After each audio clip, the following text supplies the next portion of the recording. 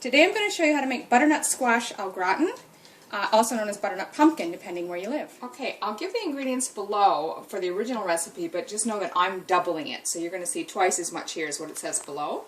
So instead of one, I've got 2 butternut squash, which are already cut in half, and that's great because that's the hardest part. Then you're going to need 8 slices of bacon. I'm using a streaky bacon, which is very similar to an American style bacon, and that'll be chopped. We're using a large white sweet onion, which we're going to slice thinly. We're going to add 4 tablespoons, which is a 1/4 cup of flour, and about a 1/2 teaspoon of fresh ground black pepper. I've got 2 cups of chicken broth here. And then lastly, we're going to need about 3 cups of shredded cheddar cheese. So the first thing you're going to want to do after you've cut your pumpkin in half, if yours didn't already come cut, is you're going to want to remove the seeds.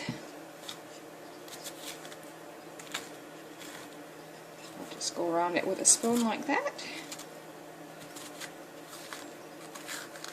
and scoop them out. That came pretty clean. If you have any little remnants left in there, just give it a good scrape.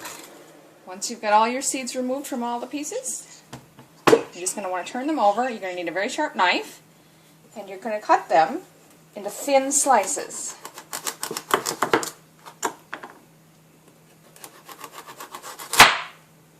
So I'm just aiming for about, I guess it's a little more than an 1/8 inch. So once you've got them all sliced, you're just going to take a knife around and pull the peel off the outside.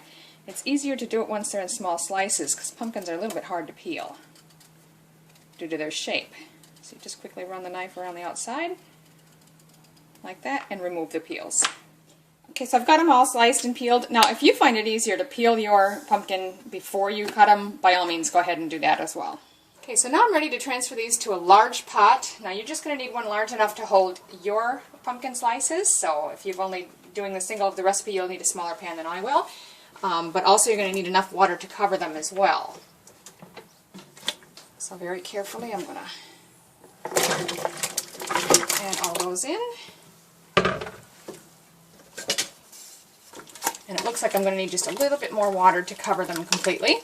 And then we're going to bring that to a boil, then lower it down and simmer them for about 8 to 10 minutes. Now while waiting for the pumpkin to come to a boil, I'm just going to thinly slice my onion. So cut off either end and peel it, and then come back and slice it thinly. So I've just cut my onion in half, and I like to cut out that little bit of the stem end. And then I'm just going to slice them thinly. So this has just started to come to a boil. I've turned it down to a simmer. We're going to cover that, and now we're going to start cooking the bacon. Add your bacon to the frying pan, which I've already got heating.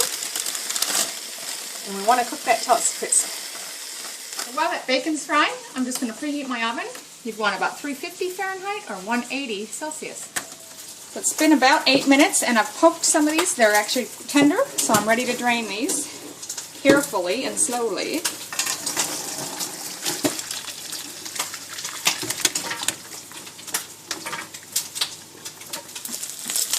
This is good, and it's got some nice crispy bits happening. So what we want to do now is remove this from the pan, but leave the grease behind. So use a slotted spoon or something like this that can let the grease drain through. And I'm just going to push it onto a plate, but leave the oil in the pan. I'm actually tipping the plate backwards to help the grease drain that direction, and I'm going to push it off over the other side. Now, into that hot bacon grease, we're going to add our onion. Cook and fry this in your bacon grease for several minutes until it starts to get softened. Now that's looking pretty good. The onions is starting to get translucent and tender up a little bit, and it's browning. So we're going to go ahead and make the roux, and all that means is we're going to add our flour and our black pepper, and cook and stir that for a minute just to make a paste. And with the onions in there, you won't get as thick a paste as you might normally with regular roux, but you can still see that the onion's clumping up, and that's going to help to thicken our sauce. Alright, so now that's finished. You haven't got any dry bits of flour left there. You can just sort of stir it all in nicely. Now we're going to go ahead and slowly start pouring in that chicken broth. A little bit at a time. Stir that in. Just keep stirring it in as you go. And you'll see the flour's thickening it nicely. Once you've got it all, the chicken broth in there, you're just going to continue to stir this. And cook and stir until you get a nice thick broth. And that's only been about 2 minutes. And you can see it's already nice and thick like gravy. That's what you're after, just sort of the consistency of a gravy. Now we're just going to mix the cheese in and then our sauce is finished. We'll take it off the heat. Now you're just going to mix the cheese in with your sauce. Remember that I'm doubling this recipe so you won't have quite this much. It should melt in. It doesn't matter if it all melts or not, you just want it stirred into the sauce. So just remember, and I forgot to say this when I put the cheese in, but we are reserving, if you're making the single recipe, you're reserving half a cup. If you're making it double like I am, you're reserving 1 cup. That's going to go on top. So this isn't all the cheese, it's divided. Okay, now the recipe didn't say to spray it. I just decided to lightly spray the pan, even though this is a good non-stick pan, just because you start with your pumpkin layers. So you're just going to go ahead and layer half of your pumpkin in the bottom of the pan. Okay, so we're just going to pour about half of that sauce over the first layer. Okay, so I've got my first half of the sauce in there, and now you're just going to repeat that layer. Put the rest of your pumpkin on.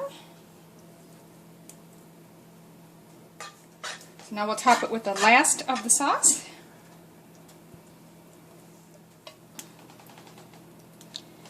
Now the last step is we're going to top it with that bacon that we reserved, and then the remaining cheese.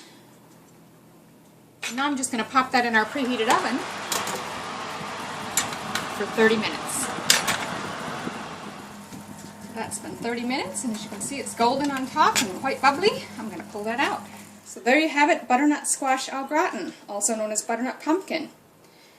Now, ordinarily, I would plate some up for you, but we're actually going to pack this up now and take it off to Christmas dinner at the in-laws. So Merry Christmas to all of you, and I hope you enjoy this.